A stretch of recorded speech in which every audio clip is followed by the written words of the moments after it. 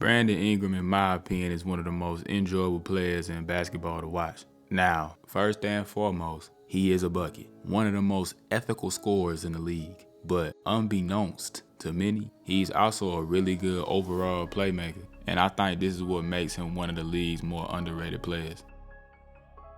As previously mentioned, Brandon Ingram is a certified bucket getter, and his main source of bucketry is found in the forgotten mid-range. One of the few mid-range maestros we do still have left, so far putting up 11 middies a game on 49% shooting. Now, there's so many ways he can get these. For starters, he ain't just some absurd athlete, so he plays into that. Having a good handle, he's very patient as he probes and surveys the floor, really floating around looking to get to his spot. Speaking of his spots, he loves the free throw line area as well as really short shots right around and outside the restricted area.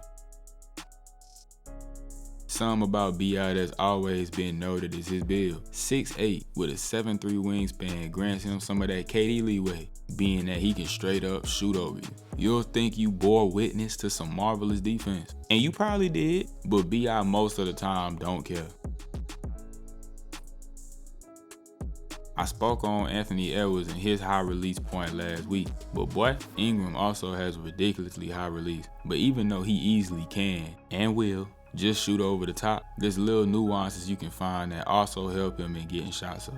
The main one is bringing the ball up way over on his right side, keeping the ball clear of swiping still attempts, and effectively clearing a direct path for him to get up to his release point. This was a little something I noticed in Chris Paul's game years ago, making sense because he is a dwarf, but also seeing it in the game of a player with B.I.'s build is quite fascinating and equally as effective. Then the next one deals with how he'll use contact to separate. It's probably his favorite way to create space, honestly. And bro, it's so subtle, but it creates just that little bit of airspace needed to get up a shot. And when you basically somebody that doesn't need space at all to shoot, a few inches probably seem like a mile. More often than not, it really is that simple. But overall though, B.I. is a master separator with a very deep bag. He's got so many different things to pull out the Duffy. He often uses hang dribbles to essentially cheat the game and get extra steps in to separate. He can hit you with a little snatchback. The step back is a frequent, especially in conjunction with a little bump to get you knocked off balance. Then he's got the spin move. But then he can also throw you off with a little half spin.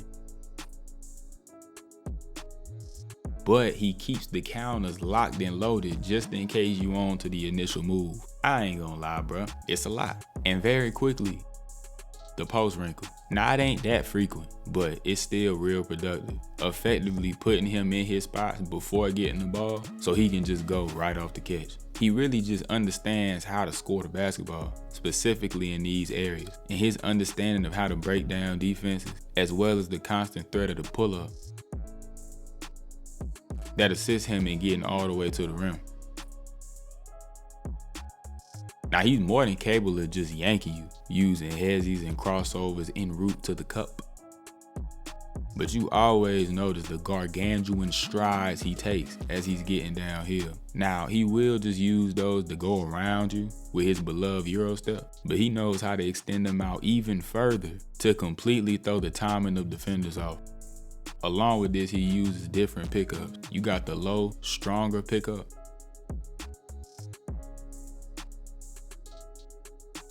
as well as a higher one to get over the top of the defense.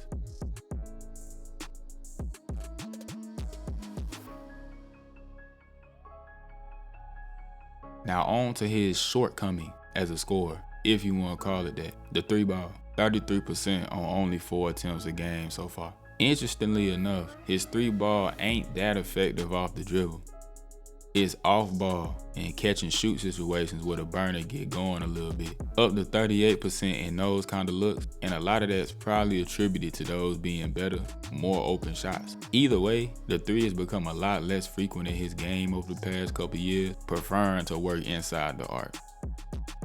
But I absolutely refuse to neglect Brandon Ingram's passing. Thought by many just to be a scorer, the vision is also there in spades. But I think the biggest thing for a scorer like B.I. is just the willingness to actually pass the ball. He attracts his attention, and not only is he able to recognize and catch defenders slipping in rotation, but he's more than happy to just make the pass, unlike some other players. Combining his phenomenal scoring ability with what I would call above average passing, you get who I think is one of the better overall playmakers in the league, especially at the forward position.